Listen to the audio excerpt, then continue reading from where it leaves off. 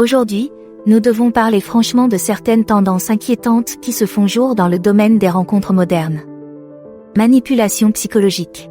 Dans cette vidéo, nous allons présenter les techniques de manipulation les plus courantes auxquelles il faut faire attention, afin que vous puissiez protéger votre bien-être lors de vos rencontres. Nous discuterons également de ce à quoi ressemblent des relations amoureuses et un engagement sain. 1. Le love bombing. Le love bombing est une tactique de manipulation qui consiste à vous inonder d'affection, d'éloges et de promesses d'engagement très tôt, souvent pour accélérer l'intimité et prendre le contrôle. Il peut être enivrant d'être si intensément poursuivi, mais il faut se méfier des partenaires qui se montrent extrêmement forts sans vraiment vous connaître. Si les gestes extravagants et les discours sur l'âme sœur sont précipités, ne correspondent pas à leurs actions au fil du temps et sont utilisés pour repousser vos limites, il s'agit probablement d'un bombardement d'amour. Dans une relation saine, l'amour se manifeste constamment par le respect et l'attention, au fur et à mesure que la confiance s'installe. 2. Le benching et le breadcrumbing. Le benching, c'est lorsque la personne que vous fréquentez vous garde comme option de secours, pendant qu'elle explore d'autres possibilités, souvent en restant sporadiquement en contact, juste assez pour vous faire patienter. De la même manière, le breadcrumbing consiste à distribuer de petites attentions, comme un texte de drague occasionnel, sans jamais donner suite à des projets ou des engagements. Ces deux tactiques tirent parti du renforcement intermittent, où des récompenses imprévisibles vous permettent de rester accroché et d'en redemander. Si une personne qui vous intéresse a des hauts et des bas, annule des rendez-vous et vous laisse vous interroger sur votre statut, ce sont des signaux d'alarme. Vous méritez un partenaire qui respecte constamment votre temps et vos sentiments. 3. La triangulation.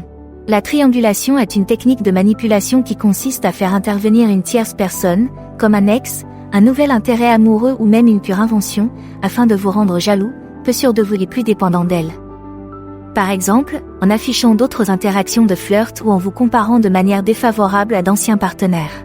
Dans une relation saine, les deux personnes doivent se sentir en sécurité, prioritaires et choisies.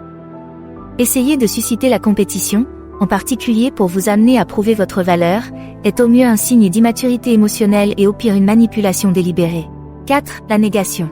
Le négativisme consiste à faire des compliments détournés ou à rabaisser subtilement une personne sous couvert de flirt, comme « tu es mignon » pour un ingénieur ou « pas mal à l'examen » pour une fille. Il s'agit d'une tactique visant à saper la confiance du destinataire et à l'obliger à travailler plus dur pour obtenir l'approbation et la validation du négateur. Le flirt et le badinage authentique doivent vous permettre de vous sentir bien, et non pas de manquer de confiance en vous. Un partenaire qui vous construit, et non qui vous rabaisse en face ou dans votre dos, est un partenaire à garder. 5. Simulation de l'avenir. La simulation de l'avenir est le fait pour un partenaire de peindre une image idéalisée de votre vie commune à long terme, en dépit d'un manque de suivi dans le présent. Il peut s'agir de promesses d'escapades romantiques, de vous présenter à sa famille ou de passer la bague au doigt. L'objectif est de vous attacher à un avenir imaginaire afin que vous restiez dans les parages, quel que soit son comportement actuel. Rappelez-vous qu'il est facile pour les gens de dire toutes les bonnes choses. Concentrez-vous sur l'adéquation entre leurs paroles et leurs actes avant d'investir trop d'argent dans les « peut-être » et les « un jour ».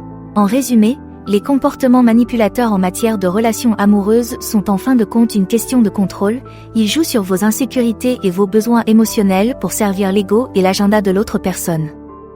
Bien qu'ils puissent sembler excitants au début, ils érodent votre sentiment d'identité et conduisent à des relations dysfonctionnelles. Maintenant que vous savez comment repérer ces comportements, quelle est la prochaine étape pour vous? Pour en savoir plus, choisissez l'une des options à l'écran.